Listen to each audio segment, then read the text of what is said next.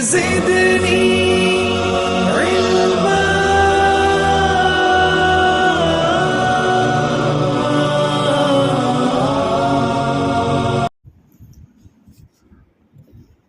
الحمد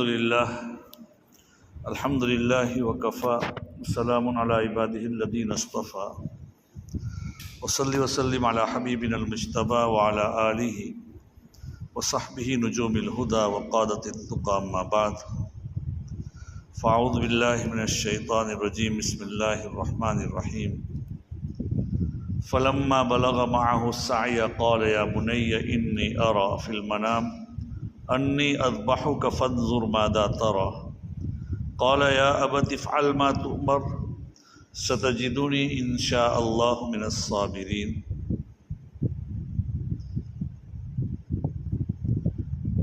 وعن أبي قتادة رضي الله تعالى عنه أن النبي صلى الله عليه وسلم قال صيام يوم عرفة إني أحتسب على الله أن يكفر السنة التي قبله والسنة التي بعده. رواہ الترمذی.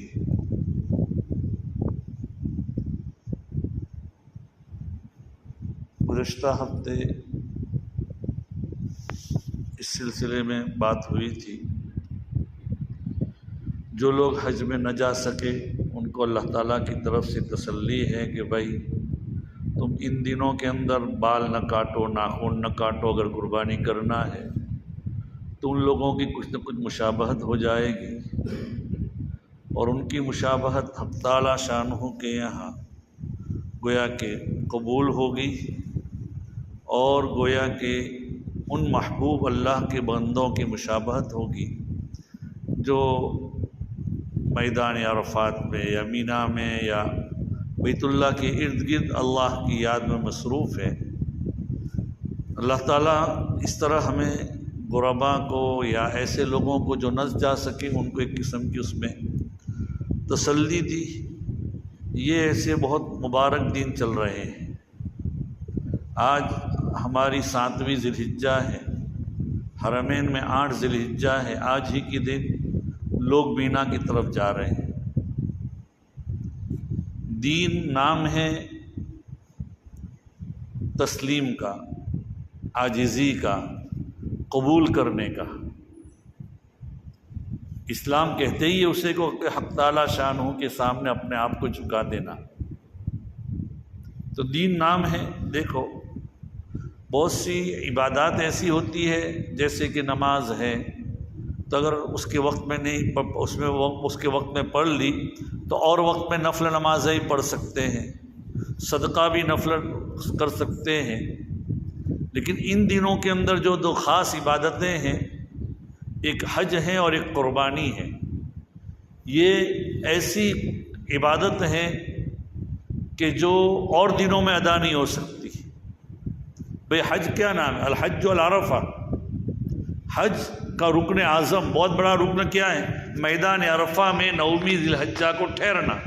یہ حج ہے اصل تو، اور اس کے علاوہ جو بھی اس کے ارکان اور اس کے فرائض ہے، سب سے بڑا رکن یہ. اب وہ میدان عرفہ کیا چیز ہے؟ بھئی پہاڑیاں ہیں، وہ ایک میدان ہے کھلا کا کھلا، جبل رحمت ہے وہاں، بس اتنا ہی ہے. سال بھر اگر کوئی آدمی وہاں رکا رہے 359 دن اور 9ویں ذی الحجہ کو وہاں نہ جائیں تو اس کو کوئی حج کا ثواب نہیں ملے گا. تو اسلام تو نام ہے جھکنے کا. جیسے آج کے دن حاجی لوگ مکہ مکرمہ سے مینا کی میدان میں چلے گئے، حالانکہ مکہ میں ایک نماز کا ثواب 1 لاکھ کے برابر ہے، اور مینا جا کر ان کو کچھ کرنا بھی نہیں ہے.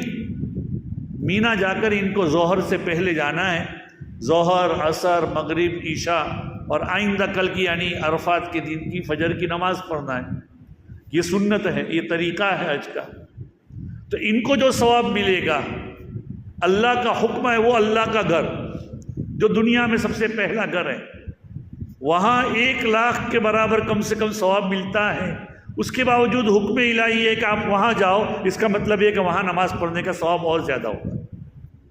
اگر کوئی آدمی یہاں رکا رہے تو اس کو وہ ثواب اب نہیں مل سکتا. اب جاؤ، دین نام ہے اس کا کہ تم اللہ کے حکم کے سامنے جھک جاؤ اپنے آپ. تو میں کہہ رہا تھا ان دنوں کے اندر جو خاص عبادت ہیں وہ ایک تو ان 10 دنوں کے بارے میں جو فضائل تھے وہ بیان ہو چکے گزشتہ ہفتے. اب عرفہ کا دن کا روزہ، عرفہ کے دن کے روزے کے بارے میں حدیث پاک میں آتا ہے. میں نے آپ کے سامنے ترمذی شریف کی روایت پیش کی جس کے اندر اللہ کے رسول صلی اللہ علیہ وسلم فرماتے ہیں کہ عرفے کے دن کے اگر کوئی آدمی روزہ رکھے، یعنی 9 ذی الحجہ جو ہمارے یہاں کل کے بعد والے دن یعنی اتوار کے دن ہے، اگر وہ روزہ رکھے گا تو 1 سال اگلے اور 1 سال پچھلے چھوٹے گناہ سب معاف ہو جائیں گے اس کے. ظاہری بات ہے انسان تو ہم تو قدم قدم کے اوپر گنہگار ہیں، قدم قدم پر ہم سے گناہ سرزد ہوتے ہیں. ہمیں توبہ کی توفیق بھی ہوتی ہے تو اس کو ٹوٹ بھی جاتی ہے بار بار. کیا ہے اللہ تعالیٰ، لیکن اللہ کی طرف سے ایسے ایسے بہانے اور ایسے ایسے مواقع ہمیں میسر ہوتے ہیں کہ جس کی بنا پر اللہ تعالیٰ ہمارے کیے ہوئے گناہوں کو معاف کر دیتے ہیں. تو اب بھائی کون اگلے پچھلے کون یہ کہہ سکتا ہے کہ میرے گناہ ہی نہیں؟ ہر آدمی گناہوں کا پتلا ہے، ہر آدمی بھول جاتا ہے کہ میں نے کیا کیا ہے. اگر انسان اپنے کیے ہوئے کو یاد رکھے اس کی زندگی دوبھر ہو جائے. الانسان عبد النسیان، انسان تو بلڑ ہے. اول ناس آفت العلم النسیان، دنیا میں پہلا آنے والا انسان وہی سب سے پہلے بھول گیا. تو بہرحال ان دنوں کے اندر ہمیں کرنا کیا ہے؟ سب سے پہلے ایک تو ایک عرفے کے دن کا روزہ رکھے، اگر رکھ سکتے ہیں رکھے. دوسری ان دنوں کے اندر جو عبادت ہیں، اب کل کے بعد والے یعنی یوم عرفہ سے لے کر فجر کی نماز سے لے کر 13ویں ذی الحجہ تک تکبیر تشریق ہمارے اوپر واجب ہے. اللہ اکبر اللہ اکبر، لا الہ الا اللہ واللہ اکبر، اللہ اکبر وللہ الحمد. یہ ہر مرد پر اور عورت پر بھی فرض واجب ہے. فرض نماز کے بعد عورتیں اس میں بھول جاتی ہے اپنے گھر کے اندر. مرد آدمی زور سے عبادت، یہ اس کو زور سے پڑھنا اس کے لیے عبادت ہے، لیکن اتنا زور بھی نہ ہو کہ جس سے کیا اس کی آواز کے اوپر یا اس کے گلے پر اثر پڑے. لیکن بہرحال معتدل درمیانی آواز کے ساتھ مسجد گونج جائے اس طرح سے ہر آدمی کیا پڑھے؟ اللہ اکبر اللہ اکبر. یہ کیا ہے اللہ اکبر اللہ اکبر؟ پہلے بھی میں بتلا چکا ہوں، اصل یہ قربانی کی ایک یاد ہے. اس میں بھی حق تعالی شانہ نے سیدنا ابراہیم علیہ نبینا وعلیہ الصلاۃ والسلام کو خواب میں حکم دیا کہ اپنے بیٹے اسماعیل کو ذبح کرو. گویا کہ وہ دیکھ رہے ہیں کہ میں اسماعیل کو ذبح کر رہا ہوں. اور یاد رکھیں ہمارا خواب تو حجت نہیں ہے، لیکن نبی کا خواب وحی کے درجے میں اور حکم کے درجے میں ہو جاتا ہے. نبی کی آنکھیں سوتی ہیں، ان کا دل نہیں سوتا. ہم تو جب سوتے ہیں تو ہماری آنکھ بھی سوتی ہے، دل بھی سوتا ہے. نبی اکرم صلی اللہ علیہ وسلم نے ایک موقع پر فرمایا تنام عینایا ولا ینام قلبی، میری آنکھیں سوتی ہے، میرا قلب نہیں سوتا. اسی لیے ہم اگر وضو کے ساتھ سو جائیں تو ہمارا وضو ٹوٹ جائے گا اگر آنکھ لگ گئی تو. لیکن نبی کی آنکھ لگی، نبی اکرم صلی اللہ علیہ وسلم کی نبی کی آنکھ لگ گئی تو ان کا وضو نہیں ٹوٹے گا، اس لیے کہ ان کا دل سوتا نہیں. تو حضرت ابراہیم علیہ الصلاۃ والسلام نے مسلسل خواب دیکھے 3 دن تک. تو اپنے صاحبزادے جن کی تقریباً کچھ دوڑتے چلتے ہو گئے تھے، 9-10 سال یا 13 سال کی عمر ہوگی ان کی، ان کو ساتھ میں لے کر گئے اور راستے میں بیٹے سے کہا. اب آپ ذرا ایک تصور کیجئے کہ وہ بیٹا جو بیٹا بڑھاپے میں ملا ہو، بعض مفسرین کی باتوں سے معلوم ہوتا ہے، تفسیر سے، کہ 86 سال کی عمر میں بیٹا پیدا ہوا تھا۔ تو جو اتنی بڑی عمر میں پیدا ہوا ہو، اس سے باپ کو کتنی محبت ہوتی ہے۔ لیکن انبیاء علیہ الصلوۃ والسلام، نبی جو بھی ہوتا ہے، اللہ کے حکم کے سامنے اپنے آپ کو جھکا دیتا ہے، اپنا سر جھکا دیتا ہے، مان جاتا ہے، اس کو چوں چرا نہیں ہوتی۔ دین نام ہے، عقل کے گھوڑے اس میں دوڑائے نہیں جاتے کہ یہ کیوں۔ آج قربانی ہمیں سمجھ میں نہیں آئے گی قربانی کیا چیز ہے۔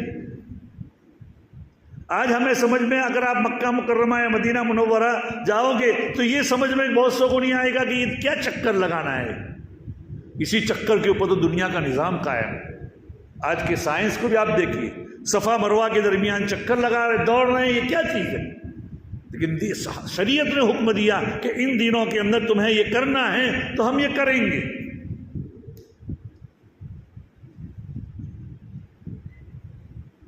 سپرتم بتو مائے خیشرا تدانی حساب کم و بیشرا، میں نے اپنے آپ کو تیرے سامنے جھکا دیا، اب جو کچھ تو کہے وہ تو جانے، ہم اس کے مطابق کرنے کے مکلف، ہماری ذمہ داری عائد ہوتی ہے۔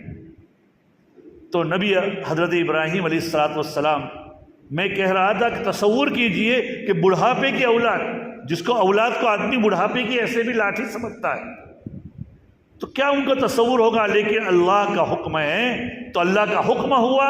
اپنی بیوی کو اس سے پہلے کیا کیا تھا آپ کو معلوم ہے؟ اپنی بیوی سیدہ ہاجرہ علیہ الصلوۃ والسلام کو بیت المقدس، ادھر تھے وہ تو عراق میں تھے، بلکہ عراق میں تھے، اور انہوں نے چھوڑا مکہ میں۔ اللہ کا حکم تھا کہ وہاں مکہ مکرمہ ان کو چھوڑ کر چلے آؤ۔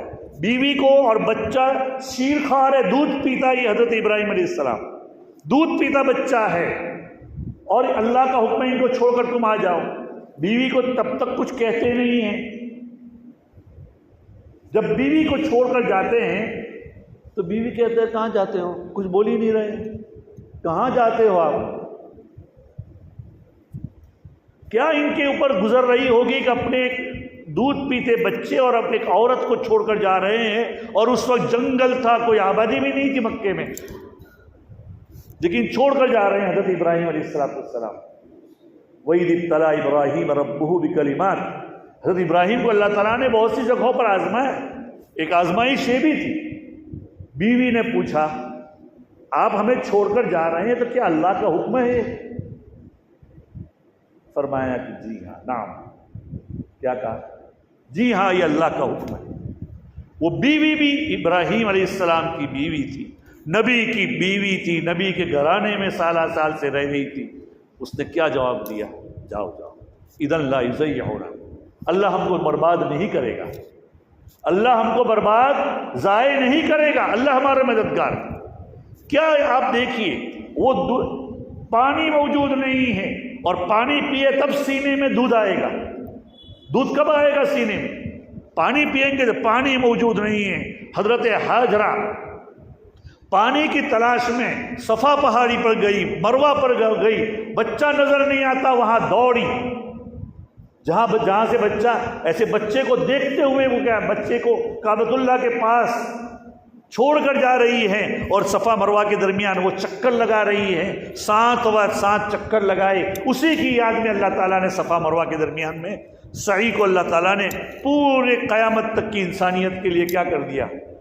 ایک سنت قرار دے دیا، ایک طریقہ قرار دیا کہ حج کرنے والے یا عمرہ کرنے والے ہیں ان کے اوپر یہ ضروری، اس کے بغیر عمرہ یا حج ناقص ہوگا تمہارا۔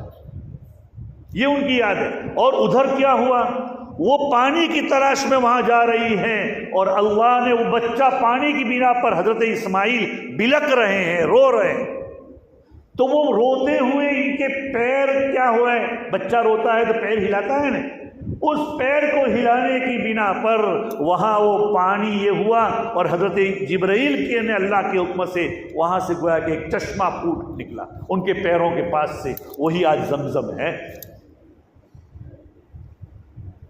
روایت میں آتا ہے وہ زمزم کیا چیز ہے؟ زمزم کو اگر وہ حضرت ہاجرہ مڈیر نہ کر دیتی، اس کی پانی نہ بنا دیتی تو پوری دنیا میں پھیل جاتا۔ تو اللہ کی حکمتیں ہیں، اور اب تک بھی وہ چل رہا ہے۔ تو بیٹے کو لے کر جا رہے ہیں سیدنا ابراہیم علیہ السلام، اور کہہ رہے ہیں یا بنیا، ارے بیٹے، انی ارا فی المنام، میں خواب میں دیکھ رہی ہوں، انی اذبحک، میں تجھے ذبح کر رہا ہوں، فانظر ماذا تری، تمہاری کیا رائے ہے، غور کر لو۔ حالانکہ نبی اپنے بیٹے سے پوچھنے کی کوئی ان کو ضرورت نہیں تھی، لیکن بیٹا کیا مانتا ہے کہ نہیں وہ دیکھنے کے لیے حضرت ابراہیم علیہ السلام نے ان کو پوچھا۔ یا ابت قال یا ابت افعل ما تؤمر، ارے ابا جان، جو تمہیں حکم ہوا ہے اس کو پورا کر لو۔ ستجدونی انشاءاللہ من الصابرین، ان قریب تم مجھے صبر کرنے والوں میں پاؤ۔ ہاں ابا، ایک بات خیال رکھنا، کہیں ایسا نہ ہو کہ باپ کی شفقت تم پر غالب آ جائے اور تم اللہ کے حکم کو بجا لانے میں پیچھے ہو جاؤ۔ اس لیے ایسا کرنا کہ مجھے الٹا سلانا، ذبح کرنے کے لیے ایسے تو یہاں سے گلے سے ذبح کیا جاتا ہے، لیکن مجھے الٹا سلانا تاکہ میرا مکھڑا دیکھ کر تم پر باپ کی شفقت غالب نہ آ جائے، تم جو اللہ کا حکم ہے کر دینا۔ اسی کو قرآن نے تعبیر کیا ہے، فلما اسلما، جب اللہ کے حکم کے سامنے باپ بیٹے نے کیا ہے تان لی، وتلہ للجبین، اور ابراہیم کو انہوں نے سلایا الٹے منہ، پیشانی کے بل۔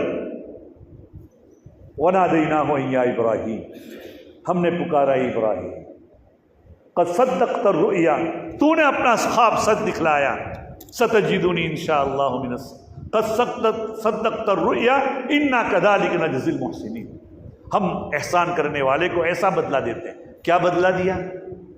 دیکھیے، ہوا یہ کہ اللہ کی طرف سے حکم ہوا کہ مینڈھے کو لے کر جاؤ، گھیٹا کو، قربان دمبے کو لے کر جاؤ اور اس کی جگہ ذبح کر دو۔ جبرائیل امین آسمانوں سے مینڈھا لے کر اتر رہے ہیں، اور ادھر چھری چلانے کے لیے باپ گلے پر پھر رہے ہیں، چھری چل نہیں رہی ہیں۔ جبرائیل کو خطرہ ہوا کہ کہیں ایسا نہ ہو کہ میرے پہنچنے سے پہلے چھری چل جائے، تو جبرائیل نے کہا اللہ اکبر اللہ اکبر، زور سے۔ سیدنا ابراہیم علیہ السلام نے جب سنا تو مڑ کر دیکھا کہ کچھ اللہ کی طرف سے کشادگی آ رہی ہے، کچھ وسعت آ رہی ہے۔ انہوں نے فوراً لا الہ الا اللہ واللہ اکبر پڑھا۔ اتنے میں دیکھتے ہیں کہ وہ جو چھری ابراہیم علیہ السلام بیٹے کی گلے پر چلا رہے، تو بیٹا تو ایک کونے میں بیٹھا ہوا ہے اور مینڈھے کے اوپر چھری چل گئی، مینڈھا ذبح ہو گیا۔ تو اللہ چاہے ہو سکتا ہے۔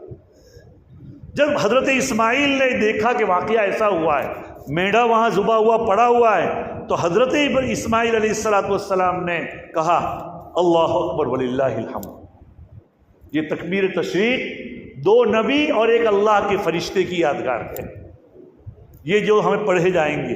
تو تکبیر تشریق انشاءاللہ 9ویں ذی الحجہ کی صبح کے فجر کی نماز سے لے کر 13ویں ذی الحجہ کی عصر تک کل 23 فرض نمازیں ہوتی ہیں اور ایک عید کی نماز، کل 24 نمازوں کے اندر پڑھنا ہر مرد اور عورت کے اوپر واجب ہے۔ تو ان دنوں کے اندر ایک تو قربانی کی جائے، ان لوگوں کے اوپر جن کے اوپر قربانی ہے وہ قربانی کریں، اور دوسرے لوگوں کے اوپر، ہر آدمی کے اوپر تکبیر تشریق لازم ہے، واجب ہے ہر ایک کے اوپر۔ عورتیں اس کے اوپر بہت زیادہ کیا ہے کوتاہی ہوتی ہے، یا کسی وجہ سے کسی کی نماز کبھی چھوٹ گئی، اس میں بھی کوتاہی ہو سکتی ہے، اس لیے اس کو یاد رکھا جائے، ایک ہمارے اوپر ایک ذمے میں واجب۔ قربانی میں ہمیں کیا ملے گا؟ اس کے حدیث میں آتا ہے، اللہ کے رسول صلی اللہ علیہ وسلم سے پوچھا گیا تو فرمایا کہ یہ کیا چیز ہے قربانی؟ فرمایا سنت ابیکم ابراہیم علیہ السلام، تمہارے ابا ابراہیم علیہ السلام کی سنت ہے۔ فما لنا فیہا یا رسول اللہ، اے اللہ کے رسول ہمارے لیے اس میں کیا ملے گا؟ اللہ کے رسول صلی اللہ علیہ وسلم نے فرمایا اس کے ہر بال کے بدلے میں ایک نیکی ملے گی۔ لکھوں کا بال ہوتے ہیں، صبح سے شام تک گنتے جائیں تب بھی اس کے بال ہم نہیں گن سکتے۔ اور فرمایا کہ اللہ کے رسول ہم تو مینڈھا بھی ذبح کرتے ہیں، یہ گھیٹا وغیرہ اس میں کیا ملے گا؟ فرمایا کہ اس کے صوف کے یعنی اون کے ہر بال کے بدلے میں ایک، اب گھیٹے کے اندر تو کتنا وہ تو باریک باریک ہوتا ہے، اس لیے عزیز